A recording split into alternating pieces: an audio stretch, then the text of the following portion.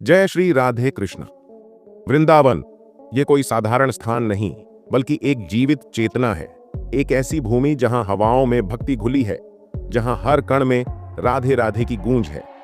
ये वही भूमि है जहां समय भी जैसे रुककर हर पल को पवित्र कर देता है। इसी भूमि पर बसा है एक ऐसा अद्भुत और रहस्यमय स्थल जो केवल एक आश्रम नहीं, बल्कि चमत्कारों और आध्यात्मिक अनुभूतियों का गढ़ है, गौरी गोपाल आश्रम। यह स्थान उन साधारण यात्राओं में से नहीं जिसे कोई केवल आंखों से देखे और आगे बढ़ जाए, बल्कि यह वह अनुभव है जिसे हृदय की गहराइयों में समेट लिया जाता है। अनिरुद्धाचार्य महाराज जी की करुणा, भक्ति और दिव्यता से यह स्थान इतना पवित्र और ऊर्जावान हो गया है कि यहाँ आकर कोई भी व्यक्ति वैसा नहीं रहता जैसा वह पहले था। आपकी यह यात्रा शुरू होती है मथुरा जंक्शन से, जहां देश के किसी भी कोने से ट्रेन द्वारा पहुंचा जा सकता है। जैसे ही स्टेशन से बाहर निकलते हैं और वृंदावन की ओर बढ़ते हैं, तो एक अजीब सा रोमांच भीतर जागने लगता है। रास्ते में पड़ने वाले तीर्थ स्थल जैसे बरसाना, बरला मंदिर, पागल बाबा मंदिर आदि केवल भौगोलिक पड़ाव नहीं लगते, बल्कि ऐसा प्रतीत होता है जैसे हर मोड़ पर कोई अदृश्य शक्ति हमें अपनी ओर खींच रही हो। वृंदावन की ओर बढ़ते हुए जैसे जैसे हम अटलाट चुंगी के चौराहे तक पहुंचते हैं, एक आंतरिक परिवर्तन की शुरुआत होने लगती है। वह चौराहा केवल सड़कों का संगम नहीं, बल्कि एक नई चेतना में प्रवेश का द्वार प्रतीत होता है। रमण रीति चौराहे की ओर बढ़ते हुए सामने आती है एक विशाल गौशाला, लेकिन यह केवल गायों का निवास स्थान नहीं, बल्कि एक मौन संवाद की भूमि है। जब आप यहाँ की गायों की आंखों में झांकते हैं, तो लगता है जैसे वे आपके जन्म जन्मांतर के प्रश्नों को जानती हों, जैसे उनके मौन में ही उत्तर छिपे हों, जीवन के सबसे गूढ़ रहस्यों के उत्तर।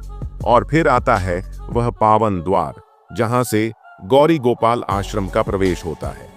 भीतर कदम रखते ही वातावरण कुछ और हो जाता है। हवा भारी हो जाती है, लेकिन यह बोझिलता नहीं, एक दिव्यता की गहराई होती है। दाहिनी ओर सत्संग स्थल है, जहां अनिरुद्धाचार्य महाराज जी की वाणी आत्मा को गहराई से स्पर्श करती है। लगता है जैसे वे बोल नहीं रहे, बल्कि आपकी आत्मा से संवाद कर रहे हैं। और दूसरी ओर वह स्थान जहां दिन रात चलने वाला भंडारा है।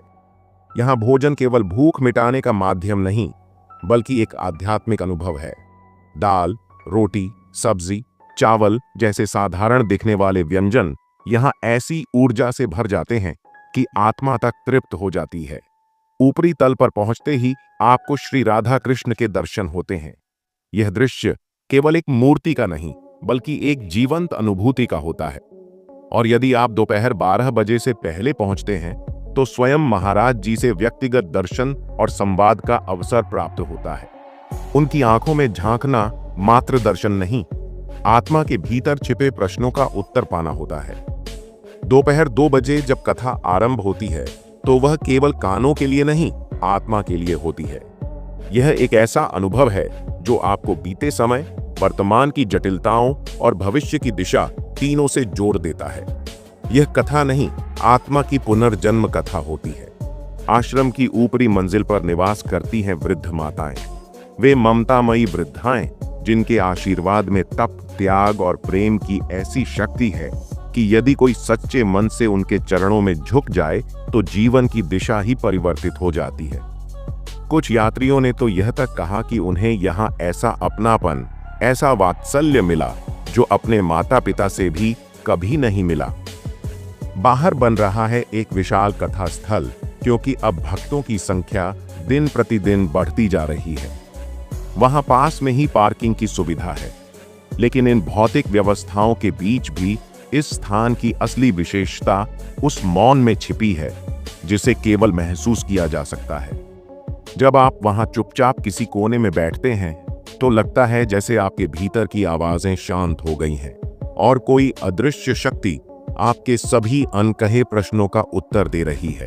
यदि आप सड़क मार्ग से आ रहे हैं, तो भक्ति वेदांत मार्ग से गुजरते हुए मां वैष्णो देवी मंदिर, देवकी नंदन ठाकुर जी का आश्रम, प्रेम मंदिर, इस्कॉन मंदिर और चंद्रोदय मंदिर जैसे अनेक पावन स्थलों को पार करते हुए रमण रीति चौराहे पर पहुंचते हैं।